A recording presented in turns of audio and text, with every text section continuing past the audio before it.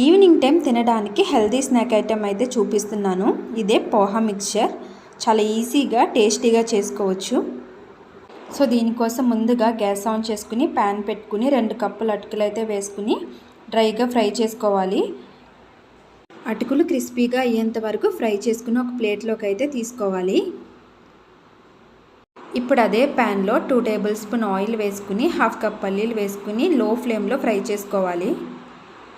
పల్లీలు మంచిగా ఫ్రై అయిన తర్వాత అందులో కొంచెం బాదం పప్పు అలానే జీడిపప్పు అయితే నేను యాడ్ చేసుకున్నాను. మీకు కావాలంటే పుట్నాల పప్పు ఉంటుంది కదా, అది కూడా యాడ్ చేసుకోవచ్చు. వీటిని దోరగా అయితే ఫ్రై చేసుకోవాలి. ఇవన్నీ ఫ్రై అయిన తర్వాత కొంచెం కరివేపాకు, చిటికెడు పసుపు, కొంచెం కారం, అలానే ఇందాక మనం ఫ్రై చేసుకున్న అటుకులు వేసుకుని మిక్స్ చేసుకోవాలి. ఫైనల్గా సాల్ట్ కూడా వేసుకుని మిక్స్ చేసుకోవాలి. అంతే, పోహా మిక్చర్ అయితే రెడీ అయిపోయింది. ఈ వీడియో కనుక మీకు నచ్చినట్టయితే ప్లీజ్ లైక్, షేర్ అండ్